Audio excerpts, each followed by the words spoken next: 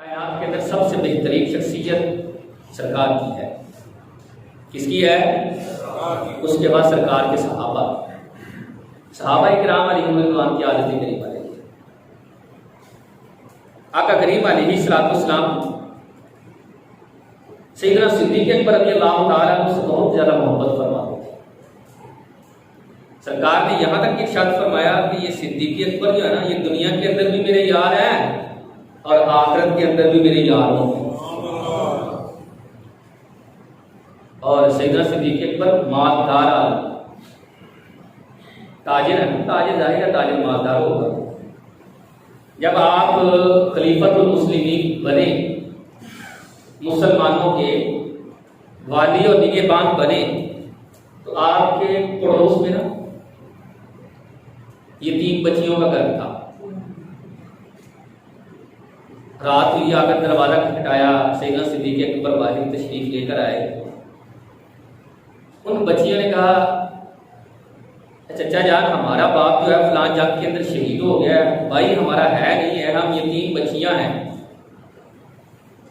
और हमारे घर में बकरियां हैं, उनको पानी पिलाने वाला और उनका दूध धोने वाला कोई नहीं है, तो किसी बंदे का इंतजाम कर लें। आपने इरशाद फरमाया, किसी आदमी की क्या जरूरत है, मैं हूं ना बेटा, मैं रोजाना तुम्हारे घर आया करूंगा, तुम्हारे जानवरों को पानी भी पिलाया करूंगा, तुम्हारे जानवरों का दूध भी धोया करूंगा। ये है सादगी और आजिज़ी वाली जिंदगी यार। मैंने बताया हम तो नामवरी के पीछे चले गए हैं, सारा कुछ हमारा नामवरी के अंदर ही है। सैयदना फारूक आज़म रज़ियल्लाहु ताला अन्हु की रात को देखिए, कितना बड़ा ये नाम है, ये कद आवर सहाबा में से है। आप फरमाते हैं कि मक्का के अंदर मैं जब रहा करता था, तो जब मक्का के अंदर कहा आ गया था, खाने के लिए खाना ना होता, पहनने के लिए सही तरह लिबास ना मिलते और पीने के लिए पानी नहीं, जानवरों का दूध खुश्क हो जाता था, तो उस वक्त हालात बड़े मुश्किल हो जाते। फिर मेरी माँ पता क्या करती, मेरी माँ मुझे मेरी खाला के घर गई थी। मेरी खाला की जो शादी हुई थी वो बड़े अमीर कबीले के घर गई, उनके पास बड़े सारे जानवर थे, रईस आदमी थे। जब मैं वहां जाता तो मेरा खालू मुझे देखकर ही अंदाजा लगा लेता कि मक्के के हालात ठीक है, वहां कहा आया हुआ है। कहते हैं सुबह होती तो मेरा खालू मुझे बकरियों का रेवड़ देता और मुझसे कहता कि ये सारा दिन तुमने बकरियां चला दी। मैं सारा दिन सुबह से शाम तक बकरियां चलाता रहता। बकरियां चराई, शाम को वापस जब घर आता तो आकर मुझे एक मुट्ठी किशमिश या एक मुट्ठी खजूर दे दी जाती। कहते मैं कद आवर था, जरा मेरा कद बड़ा था, भूख तो ना मिटती लेकिन मैं गुजारा कर लेता। जब इस्लाम आया, इस्लाम की बदौलत अल्लाह ताला ने इज्जत अता फरमाई, फुतूहात होने लगी, मुसलमानों के पास माल की फरावानी शुरू हो गई। ये सहाबा को सुना रहे थे ये बातें ना, कि इस तरह हुआ। फिर नमाज का टाइम हुआ तो सारे नमाज पढ़ने लग गए। नमाज से फारिग हुए तो हजरत अब्दुर्रहमान बिन औफ का बड़ा आपस में याराना था। कहने लगे, यार उमर की तो बातें सुनाने वाली है, ये वो बात सुनाने वाली है कि तू पहले इस तरह करता था, एक मुट्ठी खजूर पर गुजारा कर लेता था, एक मुट्ठी किशमिश पर गुजारा, ये वो बात सुनाने वाली है। आप फरमाने लगे, दरअसल पता वजह क्या है, आज मिस्र और शाम के कुछ लोग मेरे पास आए थे, उन्होंने आकर बताया कि मिस्र और शाम के अंदर भी आपका नाम बड़ा चलता है, वहां भी आपकी बड़ी नामवरी है, वहां भी आपकी बड़ी शोहरत है। तो मेरा नफ्स मुझसे कह रहा था, उमर देखा तुझे अल्लाह ने कितना मर्तबा दे दिया, तू कितना बड़ा आदमी हो गया है। आपने फरमाया, मैंने सारे नबी के गुलामों को जमा करके बता दिया, भाई मेरी असलियत तो ये थी कि मैं एक मुट्ठी खजूरों पर गुजारा कर लेता था, आज मुझे अगर इज्जत मिली है तो ये सारी मदीने वाले के सदक़े से होगी।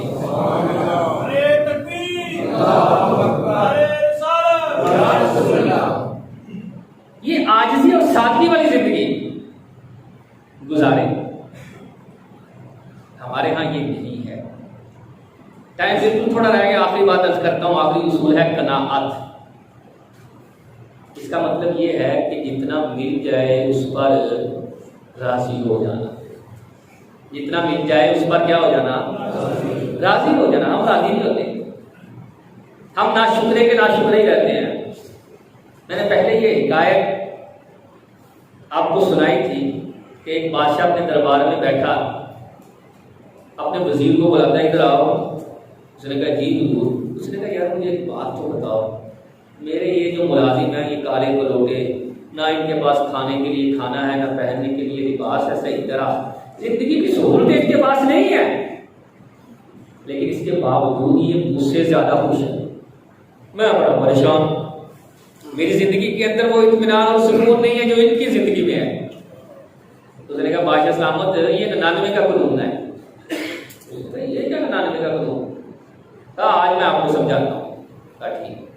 रात हुई, वो वजीर आया बादशाह के पास, कहा बादशाह सलामत इस तरह करें, एक सुराही ले ले, उसके अंदर 99 दिनार डाले और उसके ऊपर लिख दे इसके अंदर 100 दिनार है। कहा ठीक है, इससे क्या होगा? कहा आपको सारी समझ में आ जाएगी।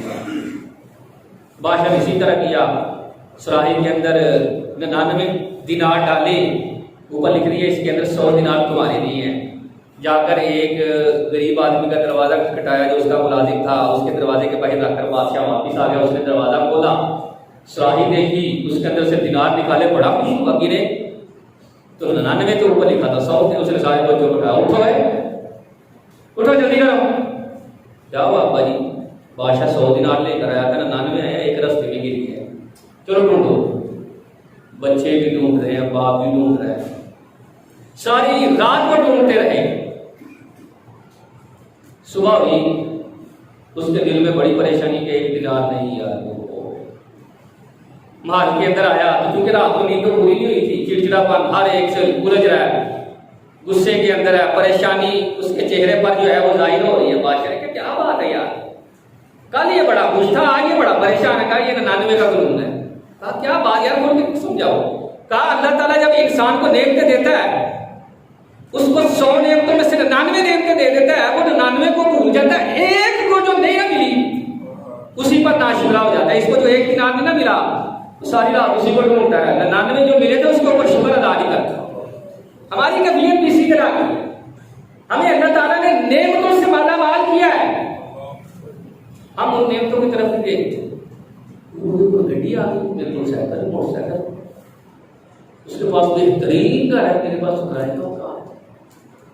हम जो अल्लाह ताला ने हमें नहीं दिया अभी, हम उन्हीं को शुमार कर रहे हैं। जो अल्लाह ताला ने दे दिया है उसको हम काउंट ही नहीं करते। कनात ये है कि जितना मिले उस पर राजी रहना, उस पर अल्लाह का शुक्र अदा करना। अल्लाह ताला हमें इन आदतों को अपनाने की तौफीक अता फरमाए।